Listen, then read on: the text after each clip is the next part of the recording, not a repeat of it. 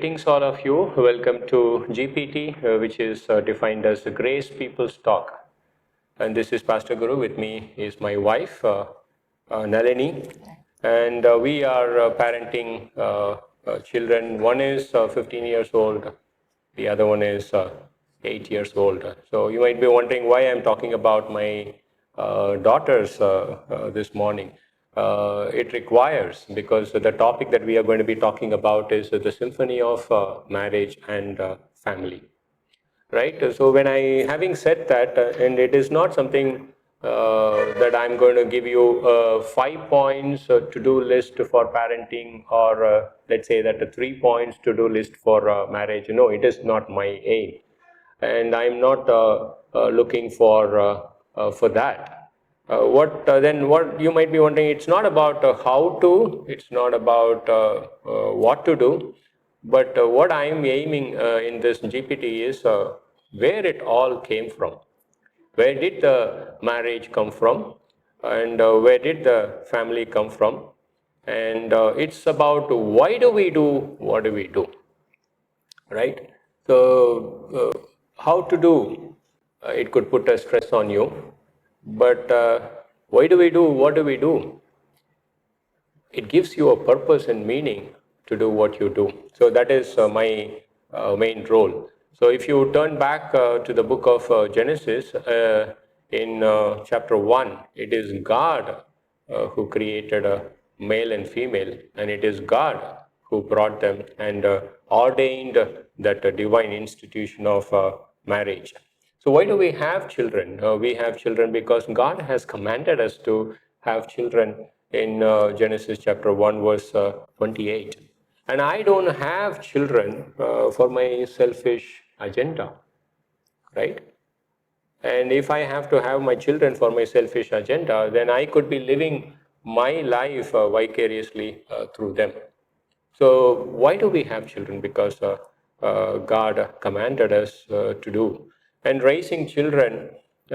uh, raising children is not going to be easy if I do not know this, right?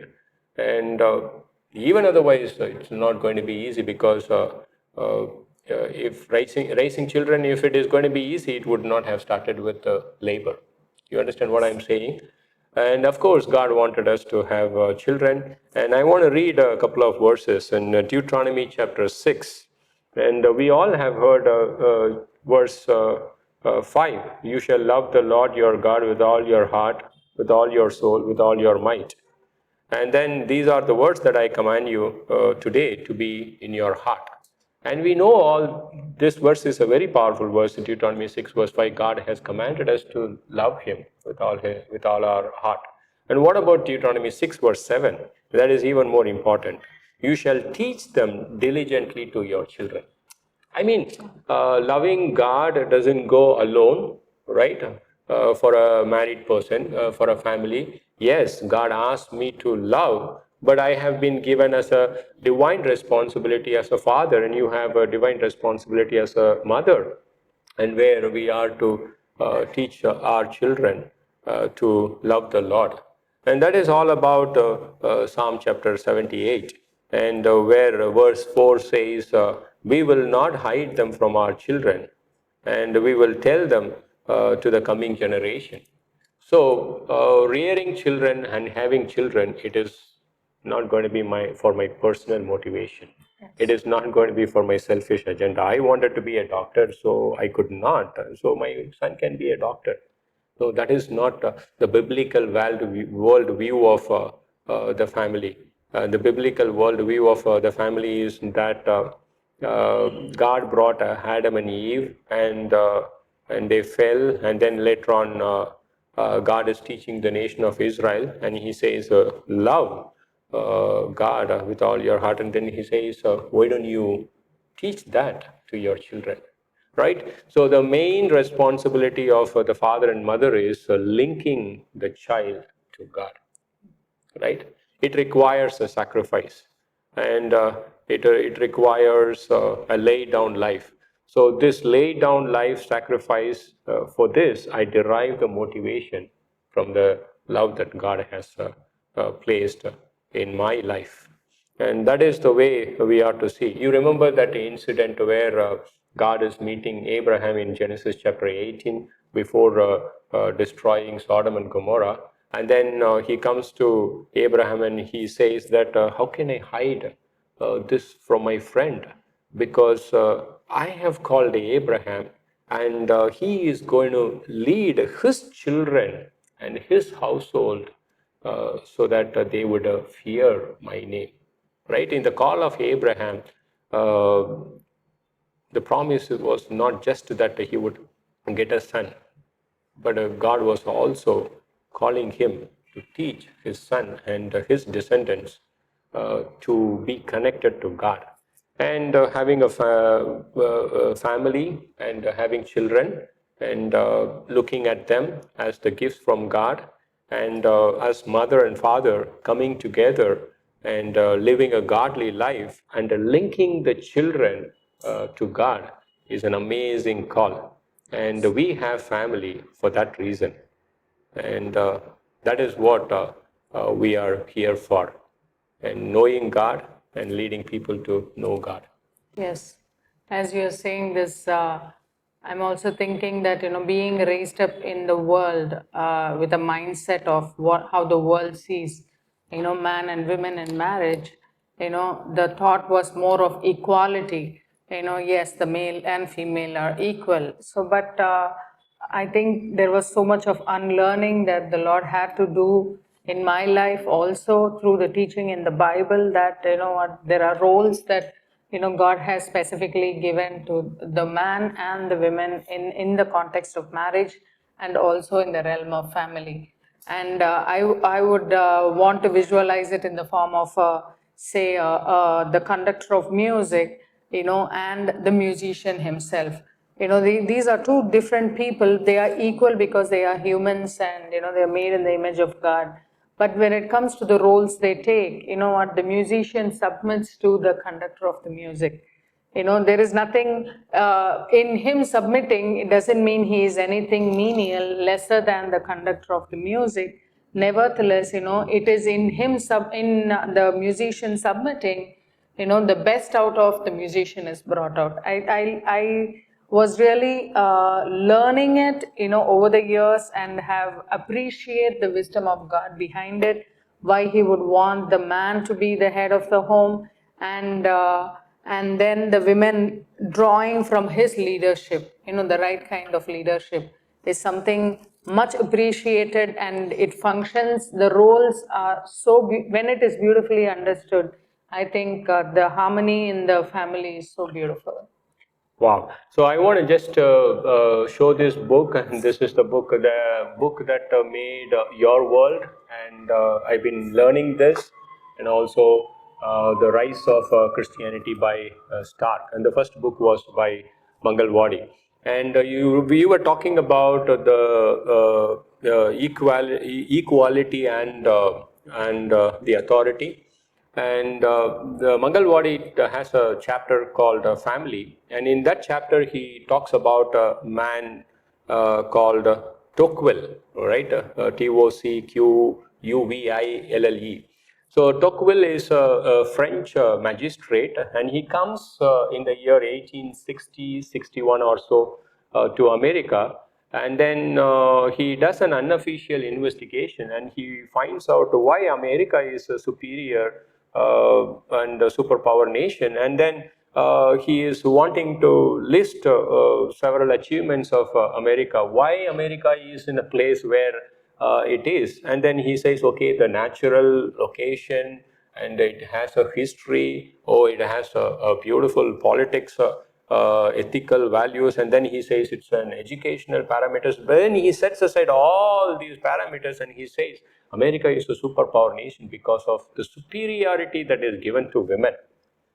What do you mean by that superiority that is given to women in that particular nation made that nation to be a superpower nation? And then if you go down, and they derived the values for women from the Bible, right?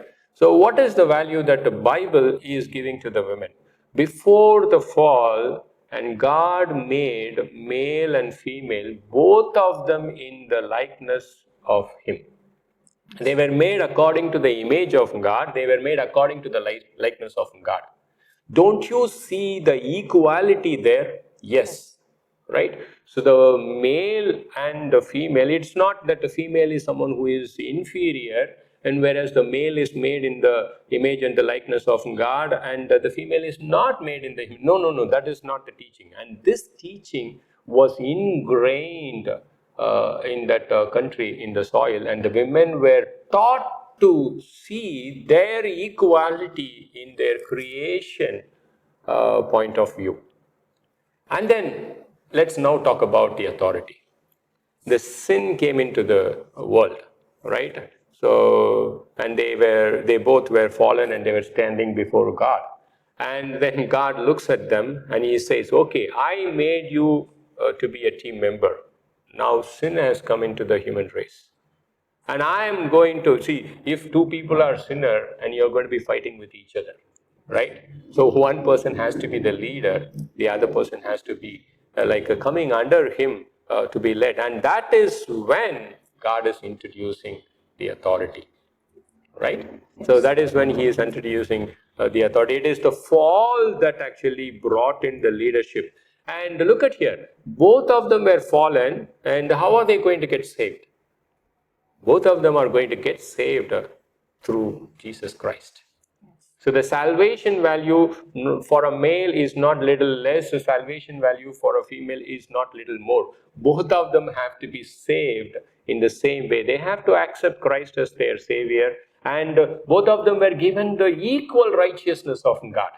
I mean, you see in every single step of the way that there is an equality from the viewpoint of God, either in way of creation or in way of salvation. Both of them had the same righteousness of Christ in their lives. And that equality is ingrained in each and every single woman of that country. And they never saw themselves as the inferior candidate when it comes to males. But they realize that the sin has come into the society, and it is God who has given the position to the male, right? So the position is not because his value is little more and he has got a little extra of God in him. No, it is not that. The position was given so that he had a divine responsibility to care for her. He had a divine responsibility to lead the children. He had a divine responsibility, and it had a lot of package in that. And they realized that, and they were not trying to fight for their equality, because it was taught to them very well that they both were equal. And it is the sin that has actually brought in this position, and it is just a position. It is not because he is someone who is more than the other person, isn't it? Yes. I also feel that, because the devil is the father of lies, he has been constantly lying even to women of this generation and many generations, a few hundred years back also, to say that, you are something less if you give up your career, or if you are something less if you have to say just to be a mom or just to be a homemaker. The very the highest virtue of being that, was looked down by, initially it began, it's looked down as, oh, you're just a homemaker, or that.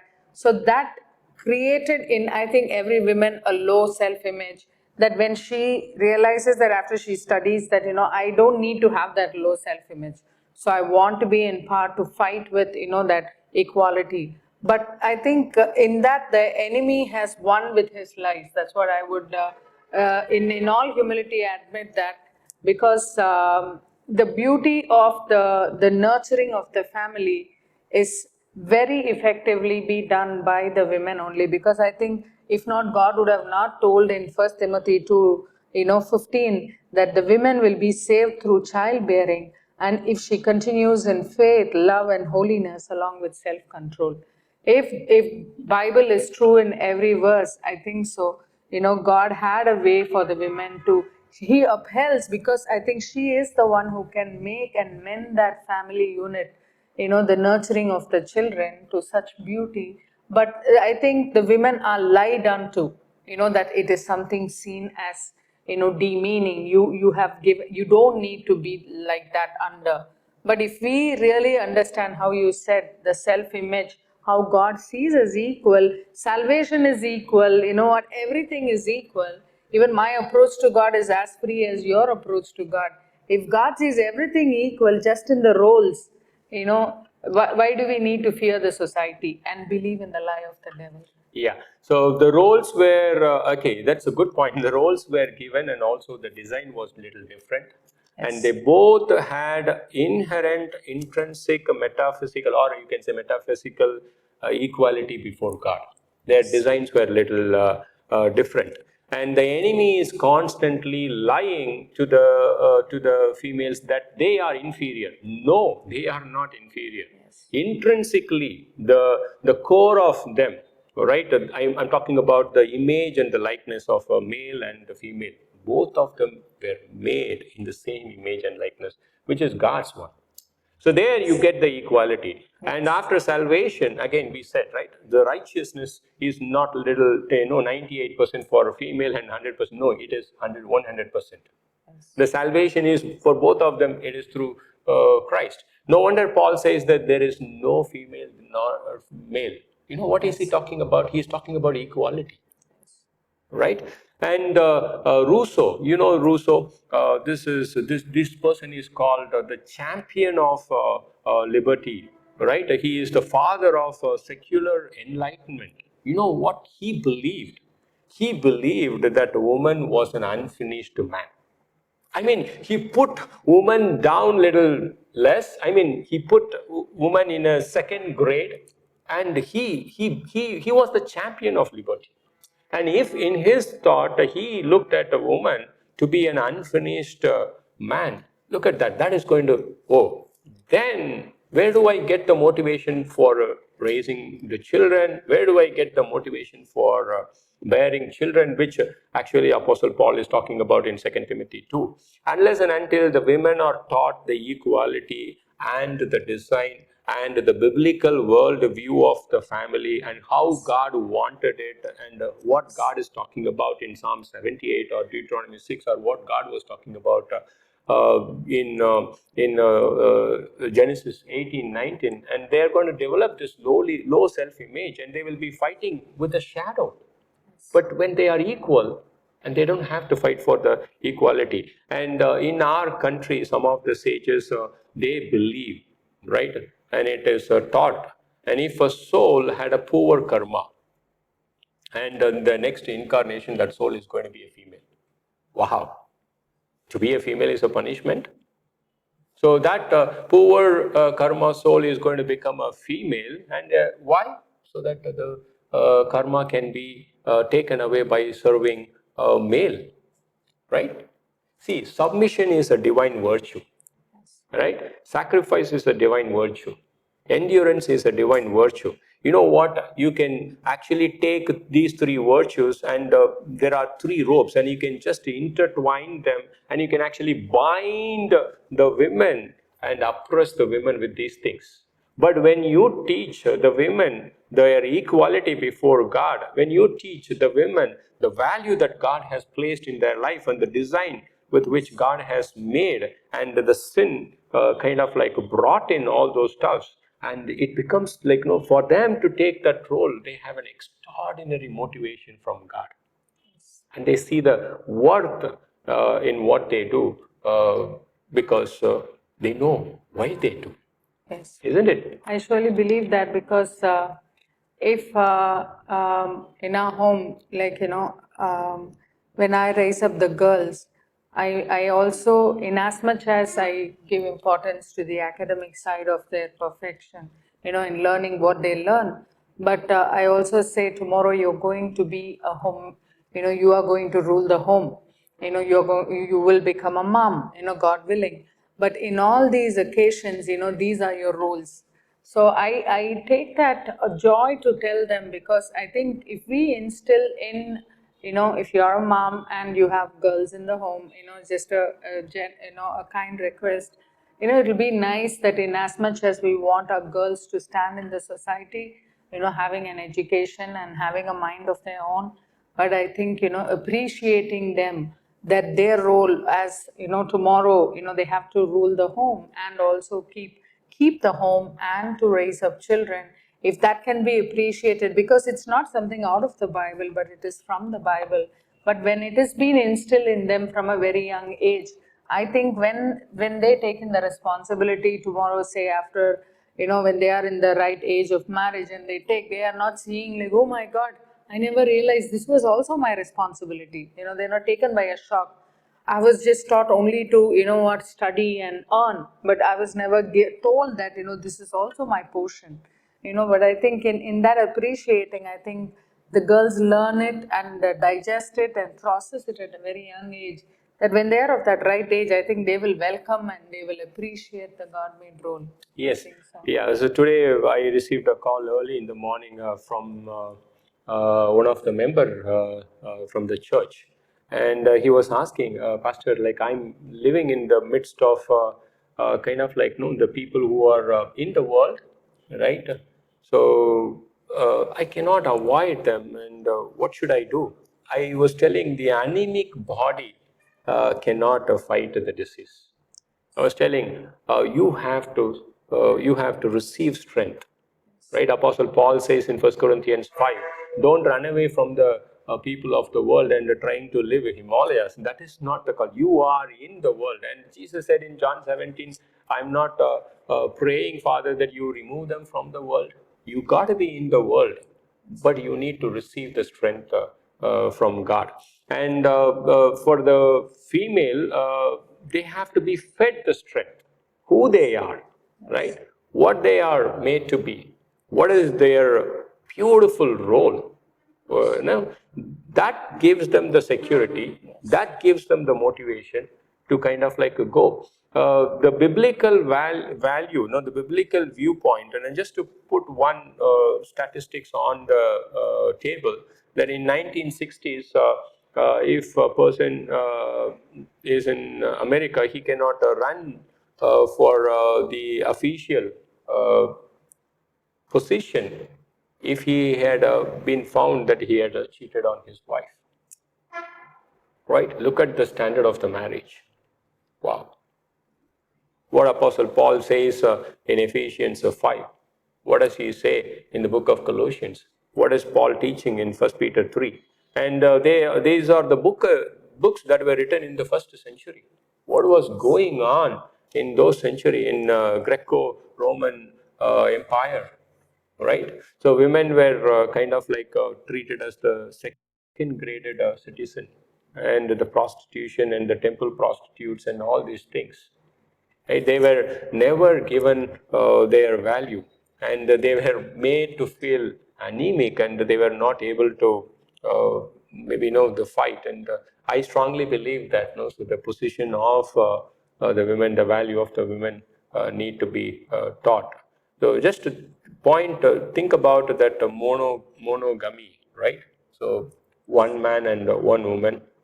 It was the teaching of the New Testament, right? So this teaching actually revolutionized the Roman Empire, and many women were attracted to the Bible and they moved to Christianity just because the God of the Bible had such a place and value for them.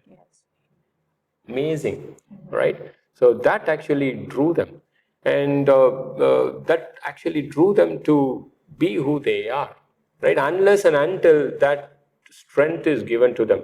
Just think about this particular example, right? God created Adam and Eve, right? He gave them many trees, and then he put that one particular tree, and he said, okay, you shall not eat from that particular tree, right? So think about this point, morality, right? God is wanting Adam to learn the moral values, right? The spiritual values, and he has been listening to God.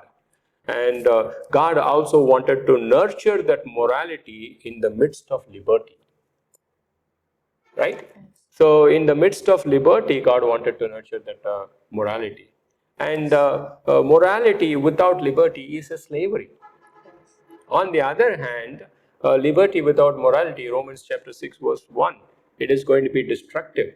Unless and until the women are given that freedom in terms of the liberty in terms of the teaching that they receive from the viewpoint of God and their value and their design, unless until they are liberated. I said no, so the submission, sacrifice, endurance, these are kind of like a three ropes that can be twisted together to kind of like oppress women, unless and until you set them free and to see what they are, who they are, and in the midst of liberty, you can actually nurture the morality. That is how God thinks about it. Yes, very true. I think so. In heaven, there are going to be so much of surprises in Bema seat when God is going to reward, those silent moms who diligently believed, and they did what they did, knowing how God sees them with a very victorious mindset. But in every smallest little thing they did, they knew that, it was for whose glory they were doing it. And I think these are going to turn out as great champions in the Bema seat, and that's going to be a great celebration to realize it was not what you did to achieve in the world that counts, but what God has given in your hands, and how, who I remember you saying that, for what, whose glory am I doing, even for the smallest, could be like, washing the vessels, or like, cooking a meal. It could be like, for whose glory am I doing? If we recognize those roles as something that brings glory to God, I think so, we would welcome as women that these roles are given into my hands to appreciate. And that is something I'm excited to think about in the. Amen. So we will continue continue talking about it if God leads us to get into this topic. And thank you so much for listening. God bless you. Take care.